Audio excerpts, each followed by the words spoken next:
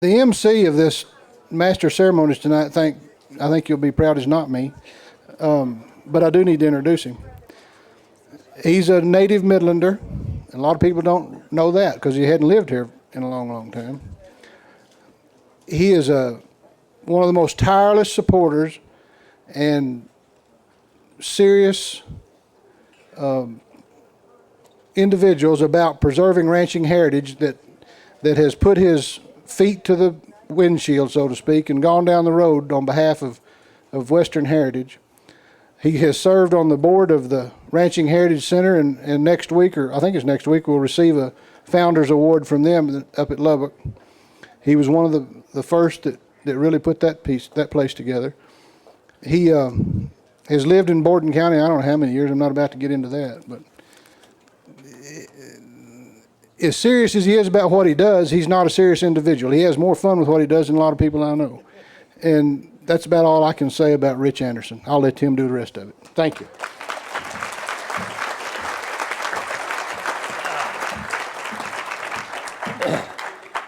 Well, thank you, Pat. You know, I was up in New Mexico last summer and got a call from Evitz, and he said he wanted me to do something, and I said, yeah, I'll do it.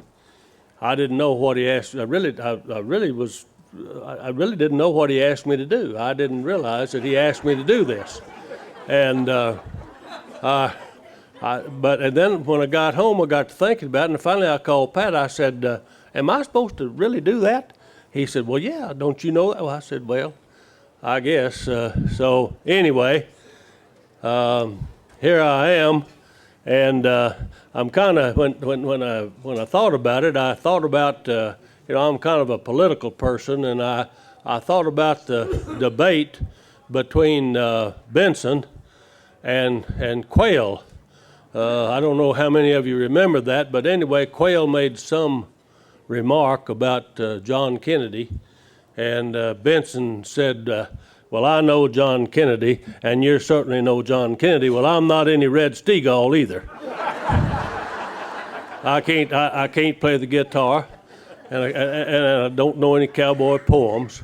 And so, anyway, well, I said I'd do this. Now, you know, I listened to all this afternoon, and I really enjoyed it.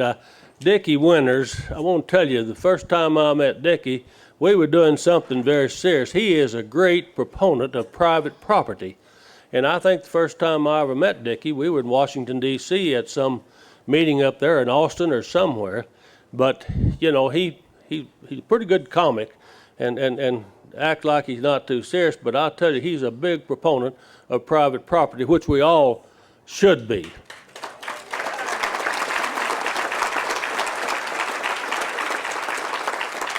Now we're here tonight to honor the people that have been nominated for the Foy Proctor Award, and you know, Foy was, this is in honor of him. Foy was the ultimate cowboy, and I think he and Leonard even had sheep, which of course I was raised in New Mexico, and hell, if we hadn't had sheep, we wouldn't have been able to have cattle.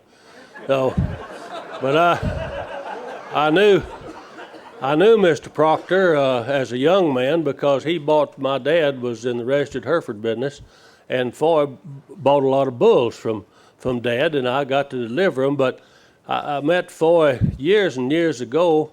You know, they used to have the rodeo here in Midland, and it was at Midland and Lovington, and those were two of the biggest rodeos in this part of the country. And I met Mr. Proctor when I was quite a small man. And the thing that impressed me about him is that I'm sure I didn't impress him, but he never forgot my name, and he always spoke to me. I don't care where we were, he always spoke to me, and that impresses a young man, and you need to remember that.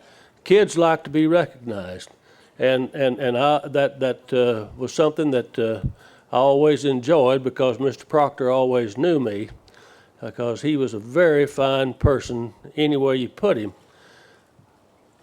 I bought a whole herd of cattle, Hereford cattle, from him one time, and I understood why he was such a good cowboy, because those are the wildest damn cows I ever had on that ranch.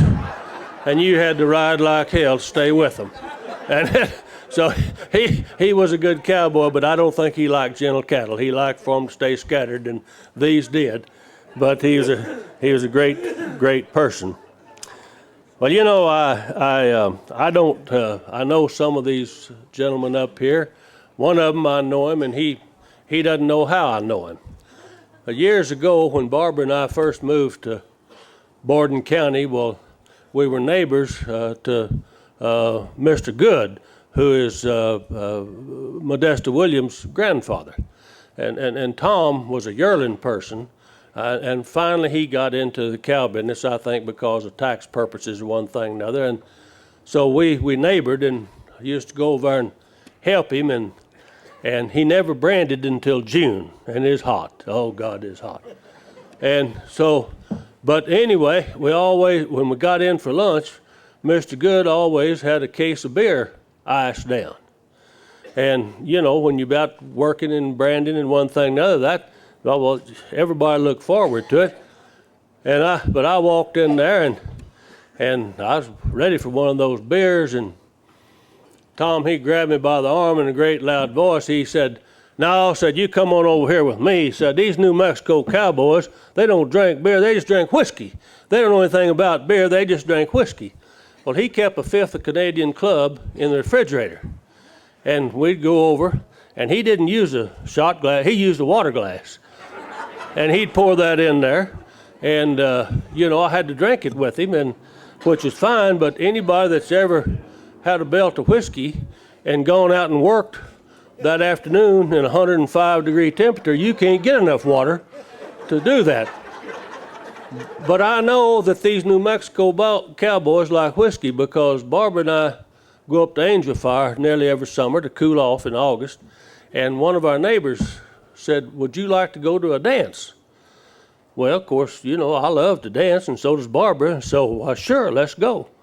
So, well, it's over here on, you know, way over here east of Springer, and she had a recreational vehicle, and we took that, and here we went.